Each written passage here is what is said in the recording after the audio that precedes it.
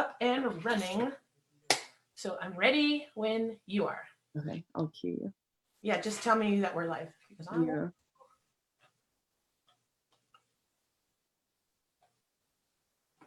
Okay, ready. All right. Good morning, good afternoon, good evening, wherever you're joining us from or whenever you're joining us from.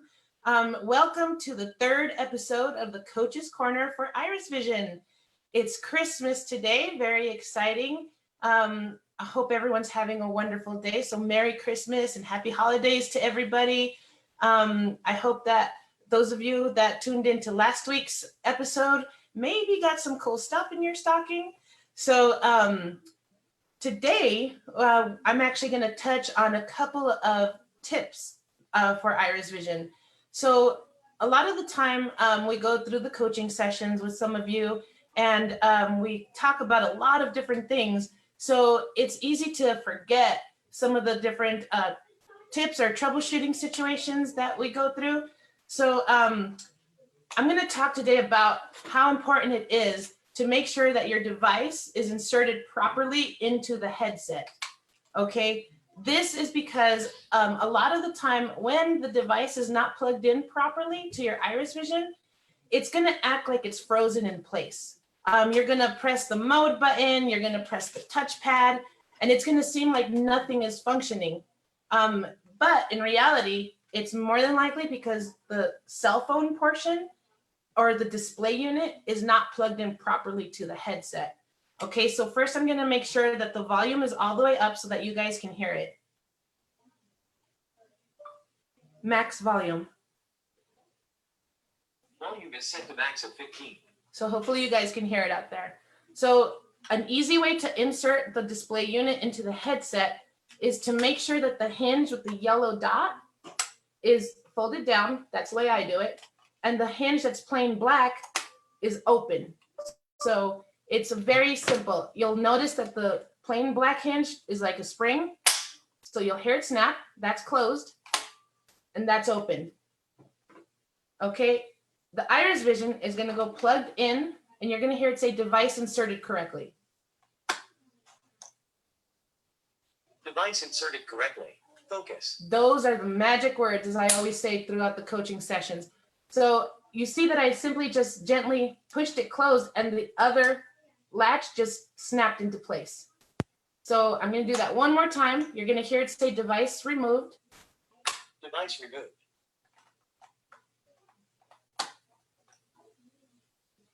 Device inserted correctly. And then Focus. I'm going to gently push it and listen for the snap. And it's in place. That's simple. So always remember you want to hear device inserted correctly in order to make sure that the controls like the touchpad and the mode button, that all these are going to function as they should. Okay?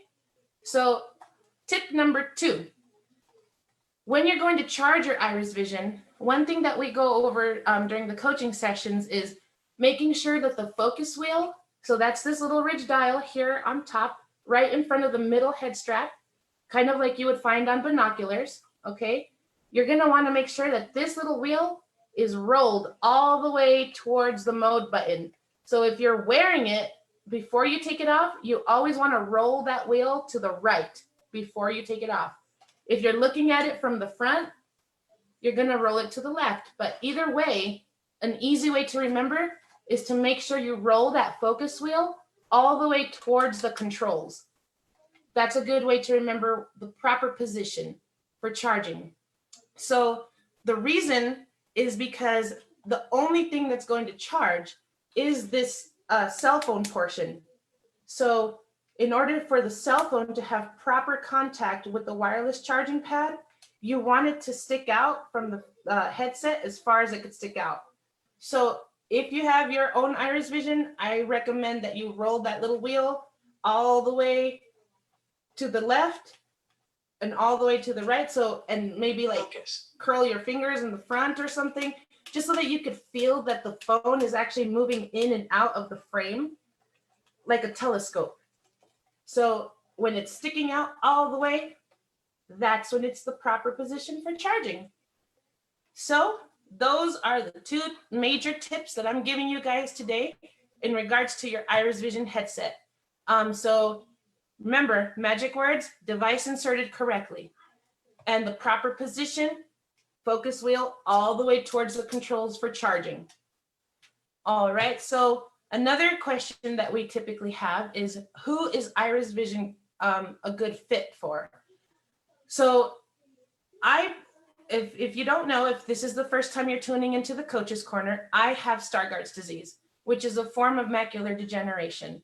So anybody who has macular degeneration, retinitis pigmentosa, optic nerve atrophy, those are the main conditions that we deal with more often, but also glaucoma. Now, the glaucoma can be a little iffy. You have to try it and see if it works for you. Good thing is IrisVision does have a trial period, so you could always call in and try it out for 30 days. So what other eye conditions? I said retinitis pigmentosa, glaucoma, and optic nerve atrophy. Oh, I said that one too. So an optic nerve stroke. Sometimes people lose a portion of their sight if they have an optic nerve stroke. So that could be a beneficial tool to have IrisVision, because you could actually adjust the field of view. So if you haven't tried IrisVision out, give us a call. 855-207-6665 is the phone number to customer support. If you need any assistance with your device, or they can transfer you to a salesperson if you have any questions. But hopefully everyone is having an awesome day today. Enjoy the rest of the day. Merry Christmas. And I hope that you found this episode beneficial. All right, everybody take care, and we'll see you next year. Bye.